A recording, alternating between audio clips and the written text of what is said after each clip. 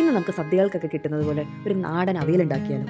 ഒരുമാതിരിപ്പെട്ട എല്ലാ പച്ചക്കറികളും അവിയലുണ്ടാക്കാൻ ഉപയോഗിക്കും. ഞാനിവിടെ എൻ്റെ കയ്യിലുള്ള കുറച്ച് പച്ചക്കറികൾ വെച്ചിട്ടാണ് അവിയലുണ്ടാക്കുന്നത്. ഒരു മീഡിയം സൈസ് സവോള, 2-3 പച്ചമുളക്, ഒരു ചെറിയ കഷ്ണം ചേന, ഒരു പൊട്ടാറ്റോ, ഒരു ക്യാരറ്റ്, ചെറിയ കഷ്ണം പടവലങ്ങ, പച്ചക്കായ, 3-4 വള്ളിപ്പയർ, മുരിങ്ങക്കായ, 1-2 കോവയ്ക്ക. ഇതെല്ലാം ഒന്ന് വൃത്തിയാക്കി കഴുകിയെടുക്കണം. ഇനി ഇതെല്ലാം നമുക്കൊന്ന് അരിഞ്ഞെടുക്കാം. എല്ലാവർക്കും അറിയാമല്ലോ, അവിയൽ അരിയുന്ന ഒരു പ്രത്യേക രീതിയിലാണ്.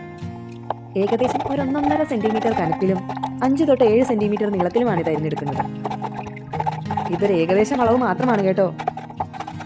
എല്ലാ പച്ചക്കറികളും ഒരേ വലുപ്പത്തിൽ അരിഞ്ഞെടുക്കണം. ചേന അരിയുമ്പോൾ കൈ ചൊറിയുന്നത് ഒഴിവാക്കാൻ അരിഞ്ഞു തുടങ്ങുന്നതിന് മുമ്പ് കയ്യിൽ അല്പം എണ്ണ പുരട്ടിയാൽ മതിയാകും. മുരിങ്ങക്കായ ഞാൻ നടുവേ കൂടെ കട്ട് ചെയ്തെടുക്കുന്നുണ്ട്.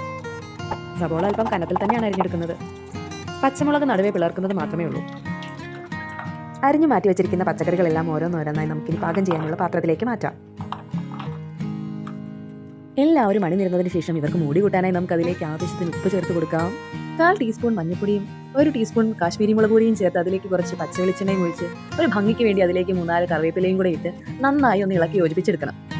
ഏത്തപ്പൊക്കെ ഇട്ട് കഴിഞ്ഞപ്പോൾ എല്ലാവരും സുന്ദര കുട്ടപ്പന്മാരായല്ലേ. ഇനി നമുക്ക് ഇവരെ ഒന്ന് മൂടി വെച്ച് വേവിക്കാം. കരിയാതിരിക്കാൻ ഇടയ്ക്കൊന്ന് ഇളക്കി കൊടുക്കണം. അത് അവിടെ ഇരുന്ന് വേവുന്ന സമയത്ത് നമുക്ക് ഇതിലേക്ക് വേണ്ട അരപ്പ് റെഡിയാക്കാം. അരമുറി തേങ്ങയിലേക്ക് 3 പച്ചമുളക്, കുറച്ച് വെളുത്തുള്ളി, ചുവന്നുള്ളി, 1 നുള്ളു മഞ്ഞൾപ്പൊടി, കറിവേപ്പില, കുറച്ച് ജീരകം, അരപ്പിന് വേണ്ടത്ര മാത്രം ഉപ്പും ചേർത്ത് ചതച്ചെടുക്കാം. അപ്പോഴേക്കും നമുക്ക് കഷ്ണങ്ങളൊക്കെ നന്നായി വെന്ത് കിട്ടിയിട്ടുണ്ട്. അതിലേക്ക് നമ്മൾ റെഡിയാക്കി വെച്ചിരിക്കുന്ന അരപ്പും ചേർത്ത് ഒന്ന് മൂടി വെച്ച് അതിന്റെ പച്ചമണം ഒന്ന് മാറുന്നവരെ വേവിക്കാം. ഒരു 2 മിനിറ്റ് പെട്ടെന്ന് തന്നെ അതിന്റെ പച്ചമണം മാറും. പുളിയുള്ള കുറച്ച് തൈരും ചേർത്ത് നന്നായി ഇളക്കി യോജിപ്പിച്ചതിന് ശേഷം ഇനി നമുക്ക് ഫ്ലെയിം ഓഫ് ചെയ്യാം. അവസാനം കുറച്ച് കറിവേപ്പിലയും പച്ചവെളിച്ചെണ്ണയും ചേർത്തെടുത്താൽ സംഭവം സെറ്റ്.